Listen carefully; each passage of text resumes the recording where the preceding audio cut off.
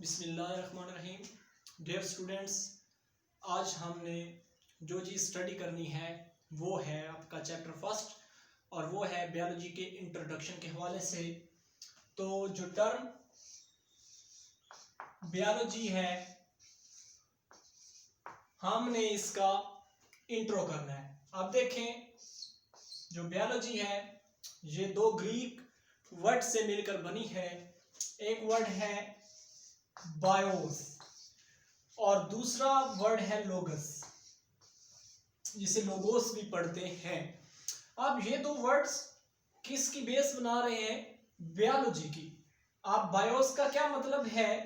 Life यानी कि जिंदगी, और लोगस का मतलब है स्टडी। तो by combining these two words it means that study of life. Life study यानी कि बायोस का मतलब है लाइफ और लोगस का मतलब है स्टडी, जिंदगी का मुताला करना। तो इसके बायोलॉजी के इंट्रोडक्शन से हमें क्या पता चला? हमें पता चला कि साइंस की वो कुव्वत या ब्रांच जिसके अंदर हम स्टडी करते हैं किस चीज को? लाइफ को, जानदार को, किसी भी लिविंग थिंग को हमने स्टडी करना है। अब देखें, एक जानदार, हमें बायोलॉजी क्या बता रही है? व्हाट थिंग्स डील बायोलॉजी, किन चीजों से बायोलॉजी का वास्ता है। मतलब देखें, जानदार चल रहा है, अपनी एक्टिविटीज को अंजाम दे रहा है, तो इसमें किस चीज का किरदार है? क्या सेल, एटम्स, ऑर्गेनेल्स, ये बेसिस हम पढ़ते हैं। लेकिन दूसरी तरफ एक और क्वेश्चन राइज हो जाता है कि व्हाई लाइफ इज क्रिएटेड, जिंदगी को क्यों बनाया गया। लेकिन दूसरी तरफ एक और क्वेश्चन है, what are the functions of life, life के फंक्शंस क्या हैं। ये तो ट्रू क्वेश्चन है, इसका जवाब हमें बायोलॉजी दे रही है। लेकिन दूसरी तरफ what is the basis of creation of life, मतलब मकसद क्या था जिंदगी को तख्लीक करने का, तो ये हमें फिलॉसफी से इसका पता चलता है। इस चीज का जवाब हमें फिलोसफर्स देते हैं। अच्छा, तो जो चीजें things needed for living organism, वो कौन सी चीजें हैं जो एक जानदार की बका के लिए, जिंदगी के लिए जरूरी हैं। पहले नंबर पे स्टूडेंट्स आपने ज़हन में रखना है कि किसी भी जानदार को अपनी एक्टिविटी को परफॉर्म करने के लिए एनर्जी की जरूरत होती है। वो एनर्जी से किस चीज से हासिल हो रही है? जो इसकी बॉडी के अंदर एक चैनल चल रहा है, एटम, सब atomic level, molecular level, organelle, इसके स्टेप से मिलने से फिर मुख्तलिफ साइकिल्स जैसे कि रिस्पायरेशन, सेलुलर रिस्पायरेशन, ग्लाइकोलाइसिस वगैरह, एटीपी मॉलिक्यूल्स एनर्जी जनरेट कर रहे हैं। और जानदार का क्या काम क्या है कि खुराक को लेना और उस खुराक को इस्तेमाल करना, और मतलब कि एक जिंदगी का वजूद किससे है? एनर्जी से है। तो हमें ये कौन बता रहा है? हमें ये बता रहा है बायोलॉजी। बायोलॉजी इस चीज की हमें डिटेल दे रही है कि जिंदगी का बका सिर्फ और सिर्फ किस चीज से है? एनर्जी से। एनर्जी होगी तो जानवर की बका होगी। दूसरे नंबर पे जब हम टर्म जानदार की, लिविंग थिंग की, लिविंग ऑर्गेनिज्म की बात करते हैं तो हमारे ज़हन में एक जो कॉन्सेप्ट आता है, इसका मतलब ये होता है कि जानदार जो चीज अपना फंक्शनल है, खुद से अपना वर्क कर लिए है, तो वो क्या है? Living thing. तो आगे नेक्स्ट हमने जो चीज हमने स्टडी करनी है, यहाँ पे हमने ब्रांचेस ऑफ बायोलॉजी हमने स्टडी करना है। तो ये है ब्रांच या ब्रांचेस ऑफ बायोलॉजी। आप देखें, वर्क की बिना पर और मुख्तलिफ मुतालिया के लिहाज से बायोलॉजी को कैटेगरीज में क्या नाम है, डिवाइड किया गया है। तो पहली जो ब्रांच है यहाँ पे वो क्या है? इकोलॉजी। जी, पहली जो ब्रांच है वो है इकोलॉजी। तो ecology is the study of relationship of an organism with its environment. तो ये ब्रांच जो बायोलॉजी की है हमें किस चीज के बारे में डिटेल दे रही है कि हमने जानदार की इन्वायरमेंट, जानदार का जो उसके माहौल से तल्लक है उसको हमने स्टडी करना है। क्या कहलाता है जी? इकोलॉजी। अच्छा जी, दूसरी जो बायोलॉजी की ब्रांच है वो है embryology.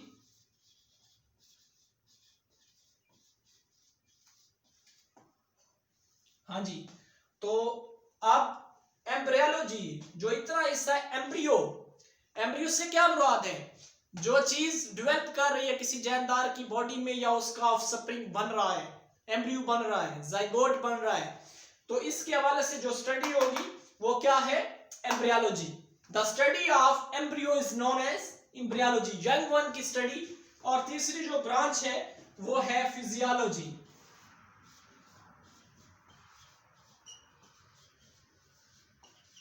Ji, this is the foremost branch of biology. In this we deal with the study of different functions of the part of living organisms is known as physiology. उसके बाद है जी चौथे number पे है morphology.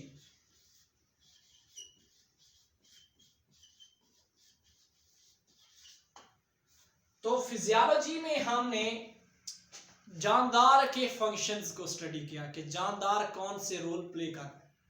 लेकिन जब आती है मॉर्फोलॉजी की बात, आप देखें एक वर्ड है मॉर्फा, ठीक है, ये देखें वर्ड है मॉर्फा, इसका मतलब है फॉर्म, शक्ल, हैयत, कोई चीज कह लें। तो जब ओलॉजी आता है, मैंने ओलस का मतलब आपको बताया स्टडी करना, तो मतलब शक्ल की स्टडी करना, मुताला करना, फॉर्म को स्टडी करना, क्या कहलाता है जी? मॉर्फोलॉजी। ये 4 ब्रांचेस होगी। और 5वें नंबर पे है जी हिस्टोलॉजी।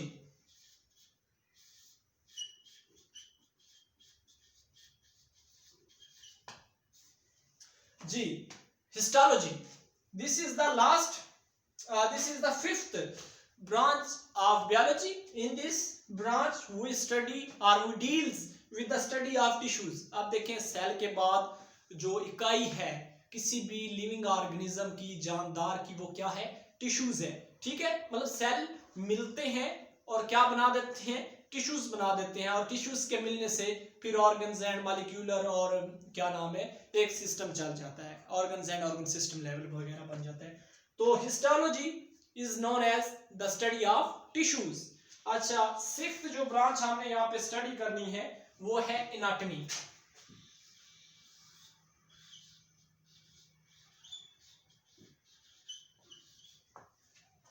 जी, जो 6ठी ब्रांच है वो है anatomy.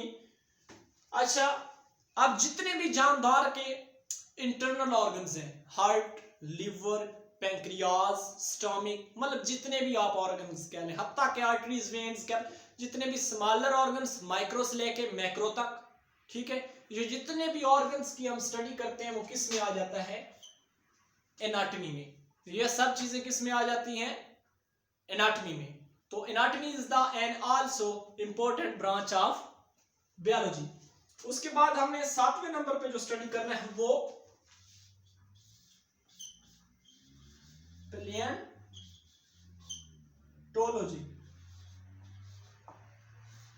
Ji, this is also known as important branch of biology because it deals with study of fossils. इसमें फॉसिल की स्टडी की जाती है। अब फॉसिल्स क्या है डियर स्टूडेंट्स? क्या आपको फॉसिल्स का पता है? फॉसिल क्या चीज है? मतलब देखें, हमारे जितने भी आबाओ अजदाद थे, अच्छा उसके अलावा जितने भी पौधे थे, जानदार थे, जितनी भी जमीन पे पहले अदवार में तबाहियां हुई या किसी भी आफत की वजह से वो तबाह हो गए, नीचे दब गए, तो वो क्या है? फॉसिल्स हैं। तो the branch of biology in which we deal study of fossils is known as palaeontology. अब देखें, ये जितने भी खाम तेल हैं, मदनी तेल हैं, कोयला है, जितने भी मेटल्स है, ये स्टडी, ये किससे हमें पता चल रहा है, ये किस तरह से बने हैं, तेल किस तरह से बना है, तो प्लेंटोलॉजिस्ट। अब फिर एज का भी पता लगाया जाता है, मतलब ये जानदार 150 साल 200 साल पहले वफात पा गया था और दब गया था जमीन के अंदर, और उसके हड्डियां और ढांचे और स्केलेटन थोड़ी सी शिनाख्त हमें मिली है। तो इसको जो स्टडी करते हैं, पैरामीटर एक इसका होता है खास किस्म का एज का। तो हमें ये कौन बता रहा है, ये जो ब्रांच है बायोलॉजी की, प्लेंटोलॉजी, ये हमें इसके बारे में बता रही है। और नेक्स्ट हमने जो ब्रांच स्टडी करनी है वो है एवोल्यूशन। एवोल्यूशन एक टर्म है इंग्लिश की, एवोल्यूट। एवोल्यूट मतलब बदल जाना, ठीक है। तो एवोल्यूशन का मतलब क्या है, तब्दीली रूनुमा होना। आप डार्विन की theory of natural selection, evolution, ये जितनी भी थ्योरीज हैं एवोल्यूशन की, इससे क्या मतलब है कि जानदार धीरे धीरे से किस तरह से बदला है। आप ज़ेब्रास की थ्योरीज मौजूद है, तो ये किस ब्रांच के तहत ये वर्क हो रहा है, एवोल्यूशन के जरिए से। तो the branch of biology in which we change the organisms bodies and other processes is known as evolution, ठीक है। तो हर ब्रांच अपने फंक्शन के स्टडी के लिहाज से इंपॉर्टेंट है। तो एवोल्यूशन में हमने किस चीज का स्टडी करना है, study of change in animals और living organisms is known as, मतलब कि होल तब्दीली वाक़या हो रही है जानदार में। अब जो जिराफे थे उनकी गर्दन छोटी थी और वक्त गुजरता गया तो उनकी गर्दनें बड़ी हो गई। इस तरह से ज़ेब्रास के बारे में है, और मुख्तलिफ मंकीज के बारे, जी मंकीज मतलब बंदर से इंसान बना है। तो ये मतलब मुख्तलिफ थ्योरीज हैं, और थ्योरीज ऑफ क्या हैं, एवोल्यूशन के नाम से ये जानी जाती हैं। अब 9th नंबर पे जो है चीज वो है जेनेटिक्स। जी 9th नंबर पे जो चीज हमने पढ़ी जेनेटिक्स। अब यहां से मैं इसका इतना हिस्सा यहां से निकालता हूं आपको समझाने के लिए। एक टर्म बनेगी जीन। तो जीन क्या है, किसी भी जानदार का खसूसियात वाला मोटा है, कोड्स हैं जो कि एक नस्ल से दूसरी में मुंतकिल हो रही हैं।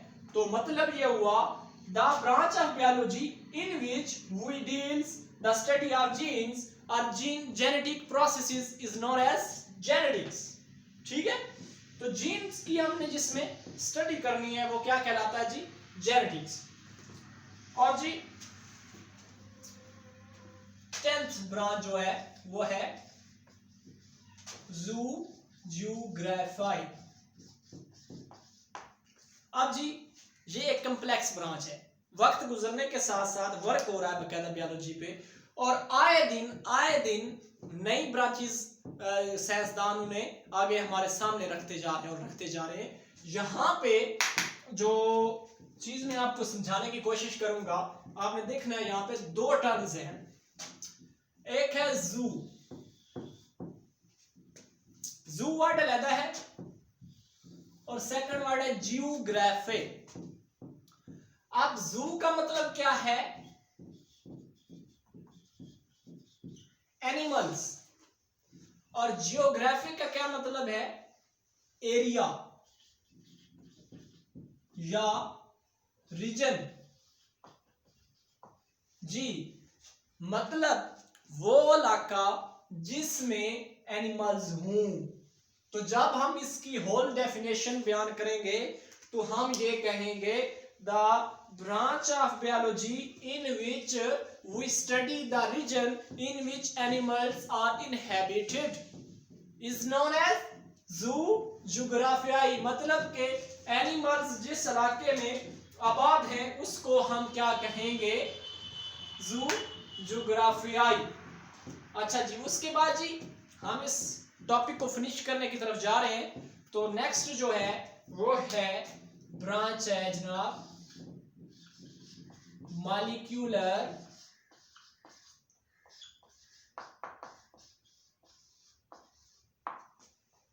बायोलॉजी। क्या है जी, मॉलिक्यूलर बायोलॉजी। अब देखिए बायोलॉजी जितनी भी है इसके अंदर जब स्टूडेंट पढ़ता है तो स्टूडेंट को मेरे ख्याल में ये चाहिए कि वो वर्ड के ऊपर गौर करे। अब किस तरह, मैं आपको बताता हूं कि यहाँ पे टर्म है जी मॉलिक्यूलर बायोलॉजी। अब मॉलिक्यूलर में अगर हम गौर करें तो यहाँ पे जो मॉलिक्यूलर है लफ्ज, मतलब ये किससे ओरिजिनेट हुआ है जी? ये ओरिजिनेट हुआ है मॉलिक्यूल से। अच्छा, इससे साफ जाहिर है the branch of biology in which we deals the study of molecules is known as molecular biology. तो नेक्स्ट हमने जो ब्रांच स्टडी करनी है वो सिंपल ब्रांच है बायोलॉजी की, जिसका नाम है जी इन्वायरमेंटल बायोलॉजी। तो जब लफ्ज इन्वायरमेंट हमारे ज़हन में आता है तो हम कहते हैं द ब्रांच ऑफ बायोलॉजी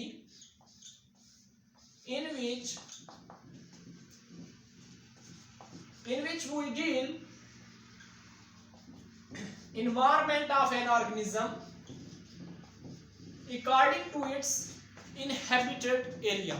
आप देखें, जिस इलाके में कोई जानदार रह रहा है, मतलब खरगोशों की पॉपुलेशन रह रही है, या फिर एक जगह में क्रोज हैं, बीफेलोज हैं, खरगोश हैं, ठीक है, कैट्स हैं, डॉग्स हैं, और साथ में ह्यूमंस भी हैं, तो ये एक कम्युनिटी बन जाती है, ठीक है, ये बायोस्फीयर कह लें। तो जब हम इसको स्टडी करेंगे, मतलब हम सोचेंगे, एक बायोलॉजिस्ट है वो स्टडी करता है कि यहाँ का माहौल कैसा है, तो फिर वो किसके तहत ये स्टडी करेगा? वो इसके तहत स्टडी करेगा इन्वायरमेंटल बायोलॉजी। तो इससे मुराद क्या हुआ? The branch of biology in which we deals the surrounding environment of a living organism is known as environmental biology। तो जो 12 ब्रांच है वो क्या है? environmental biology। उसके बाद है जी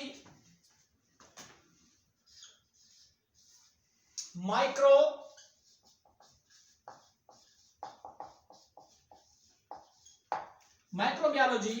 तो ये जो ब्रांच है ये कॉम्प्लेक्स ऑफ टू थिंग्स है, माइक्रोबायोलॉजी।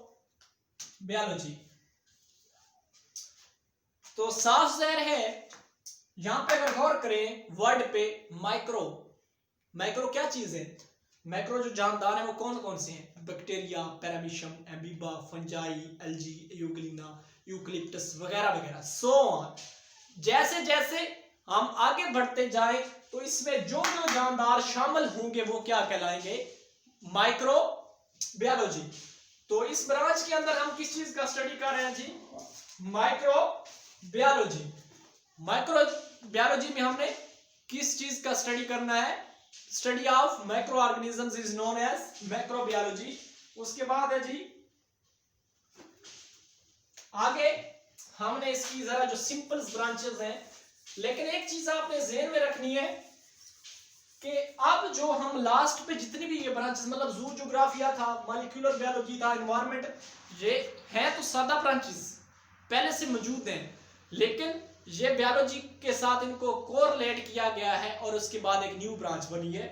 तो इनको स्टडी करना हमारे लिए निहायत ही जरूरी है। अब इसके बाद हम क्या स्टडी करने जा रहे हैं जी? फ्रेश वाटर बायोलॉजी जी। Type 14 fresh water biology. अच्छा, मुझे एक चीज आपने सोचे कि फ्रेश वाटर जो टर्म है इसका क्या मतलब है? पॉन्ड्स, लेक्स और रिवर का जो वाटर है या चश्मे वगैरह, नदी नाले, उनका जो पानी है जो पीने के काबिल है वो क्या है? Fresh water biology. अब देखें, जो फ्रेश वाटर वाला माहौल है उसके अंदर जो जानदार पाए जाते हैं, फंजाई, एल्गी वगैरह वगैरह, उसके अलावा माइक्रो ऑर्गेनिज्म भी होंगे, वहां पे मछलियां होंगी, ठीक है, तो उनकी स्टडी को हम क्या कहेंगे? Fresh water biology. ये सिंपल है, इस पे ज्यादा आपको स्ट्रेस देने की जरूरत नहीं है। ये फ्रेश वाटर का मतलब क्या है? जो फ्रेश पानियों में, नदी नालों में जो जानदार पाए जाते हैं उनकी स्टडी को हम क्या कहेंगे? Fresh water biology. और 15 जो टाइप है वो है जी मेराइन जी, मेराइन बायोलॉजी। आप देखें, एक टर्म है ओशियन, ठीक है, और दूसरी है मेराइन। ये टर्म्स एक दूसरे से रिलेट है, मतलब एक चीज के मुख्तलिफ इंग्लिश में वर्ड्स मौजूद हैं, ठीक है। तो यहाँ पे जो मेराइन बायोलॉजी है, इससे मुराद ये है कि जो खारे पानी में पाए जाते हैं, नमकीन जो पानी जितने भी हैं, उनके अंदर जिन जानदारों की हमने स्टडी करनी है वो क्या कहलाएंगे, मेराइन बायोलॉजी, ठीक है।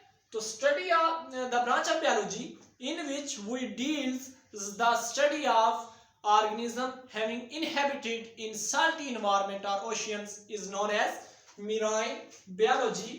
अब नेक्स्ट हम स्टडी करने जा रहे हैं जी पैरासाइटोलॉजी। पैरासाइटोलॉजी, हाँ जी, this is an also important branch of biology in which we deals the study of parasites। Study of parasites is known as parasitology। अब parasites क्या है? Parasites वो चीजें हैं या मैक्रो ऑर्गेनिजम्स हैं, मुख्तलिफ वर्ड ले लें आप जैसे भी, तो इसका मतलब यह है कि वो जानदार जो कि किसी भी लिविंग ऑर्गेनिज्म की बॉडी में जी डिजीज काज करते हैं, ठीक है। पौधे हूँ, जानदार हूँ, जो भी चीजें हूँ, उनके अंदर जो चीज बीमारी काज करे, अब देखें इन्फ्लुएंजा वायरस है, कोई पैरासाइट है वगैरह वगैरह है, तो उसको हम क्या चीज कहेंगे जी, पैरासाइटोलॉजी। तो study of parasites is known as parasitology. उसके बाद जी नेक्स्ट है ह्यूमन बायोलॉजी।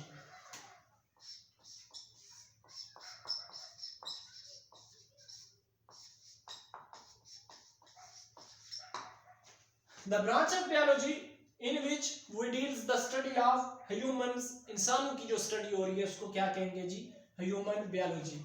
आप इसको फिनिश अप करते हैं और उसके बाद टाइप 18 है जी सोशल बायोलॉजी। एक चीज इसके हवाले से सिंपल ये है कि मतलब आप रह रहे हैं जिस माहौल में बतौर इंसान यानी कि लिविंग ऑर्गेनिज्म, तो अपने माहौल से या सोशल या सोसाइटी से जो आप रवैया इख्तियार कर रहे हैं वो आपका क्या होगा, social biology. The branch of biology in which we deals the study of social behaviour of organism is known as social biology. ठीक है, इसकी समझ आ रही है यहां तक। और नेक्स्ट हम लास्ट जो टाइप है वो है biotechnology. Biotechnology, this is the last branch of biology in your syllabus. ये लास्ट बुक के में है आपके, अब लास्ट नहीं है क्योंकि वक्त गुजरने के साथ साथ नई ब्रांचेस बायोलॉजी की आ चुकी हैं, लेकिन ये जो लास्ट ब्रांच है इसके हवाले से आप क्या कहेंगे, the branch of biology in which we deals the study of products for the welfare of human beings, या आप कह सकते हैं वो जानदार बायोलॉजिकल जो कि इस्तेमाल किए जाएं दूसरे जानदारों की वेलफेयर के लिए, उसे क्या कहेंगे जी, बायोटेक्नोलॉजी। और इन प्रोडक्ट्स को क्या कहेंगे जी, बायोटेक्नोलॉजिकल प्रोडक्ट्स। अच्छा, हमारा लेक्चर यहाँ पे एंड हुआ। तो लास्ट पे जो चीज आपको बताना चाहता था कि अभी कुछ दिन पहले एक ब्रांच आई है बायोलॉजी की जिसे कहते हैं क्रिमिनोलॉजी। आपके सिलेबस में नहीं है, सिलेबस से हट के आपको बता रहा हूँ। तो क्रिमिनोलॉजी, इससे क्या मुराद है, मतलब कि स्टडी किसकी हो रही है, क्रिमिनल्स की। ठीक है, तो मतलब आए दिन बायोलॉजिस्ट वर्क कर रहे हैं और नई नई ब्रांचें हमारे सामने आ रही हैं। ठीक है, तो आज का लेक्चर खत्म हुआ, नेक्स्ट मिलेंगे। मेरा चैनल सब्सक्राइब करना ना भूलिएगा ताकि आपको नित आने वाली नई वीडियोस मिल सके और आपको इससे फायदा हो सके। अल्लाह हाफिज।